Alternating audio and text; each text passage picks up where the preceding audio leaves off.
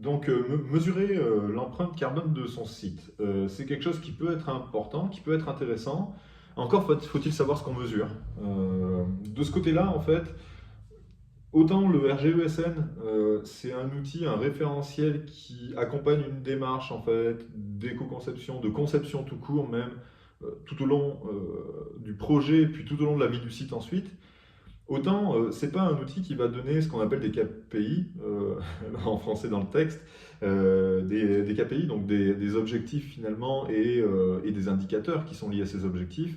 Le RGESN, il va permettre de valider une démarche. De ce côté-là, on va avoir besoin assez rapidement, si on veut des vraies mesures, des metrics, d'outils qui vont permettre d'analyser les performances, d'analyser la consommation énergétique d'un site internet.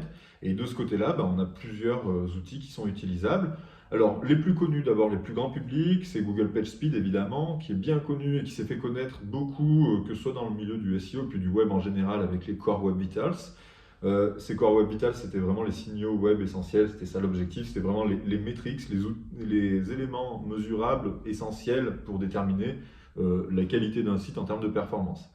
De ce côté-là, Google PageSpeed permet d'avoir une note de performance générale, globale, que ce soit sur mobile ou desktop, et puis d'avoir des indications, et ça c'est finalement le plus important à mon avis, des indications sur les optimisations de performance qu'on pourrait réaliser pour que le site soit plus performant, donc se charge plus vite, et donc propose une meilleure expérience d'utilisation sur le web.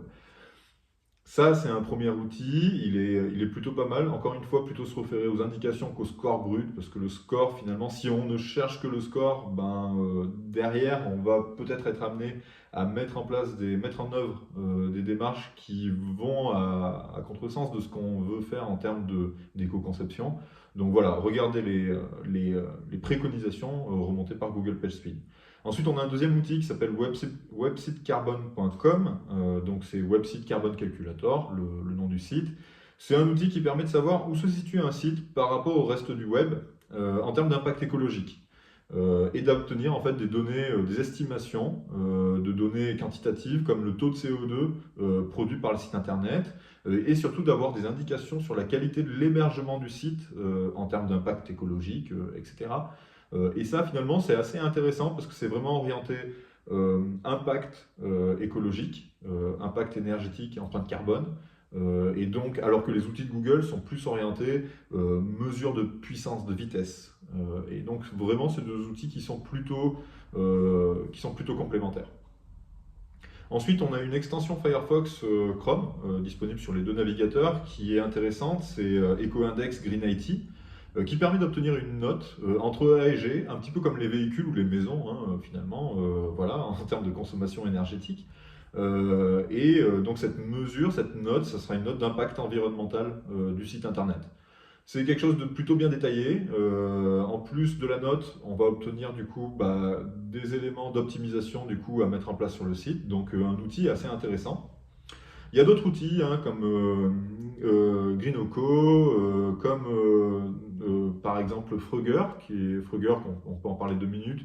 C'est un outil qui va aller un peu plus loin que l'éco-conception, mais qui va quand même pas mal se focaliser dessus et qui va donner une note à un instant T et la renouveler voilà, sur, sur plusieurs pages du site et sur plusieurs jours, plusieurs semaines, pour obtenir vraiment des données métriques assez fiables en fait, sur le site internet.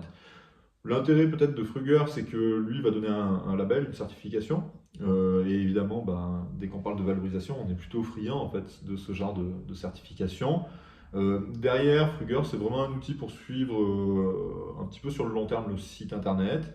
Google PageSpeed, Website Carbon Calculator ou EcoIndex Green IT, c'est des éléments en fait pour suivre le site au quotidien.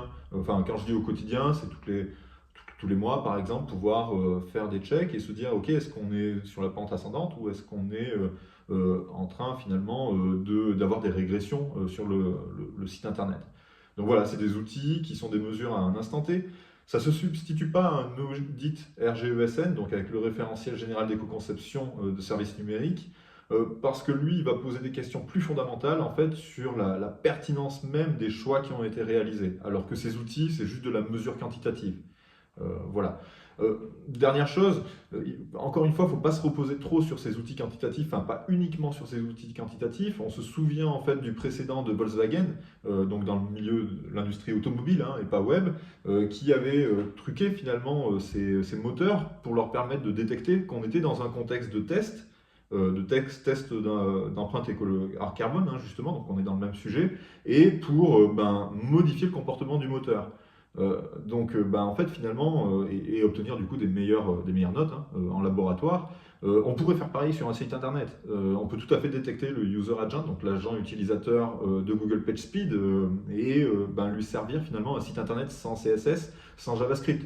Mais finalement, ça n'aurait aucun sens parce que derrière, oui, on aurait une note de 100 sur 100 assez facilement, mais derrière, l'expérience finalement pour les utilisateurs et les utilisatrices finaux, elle reste la même. Donc voilà, ça n'aurait pas beaucoup de sens. Donc attention aux outils, il n'y a pas que ça non plus.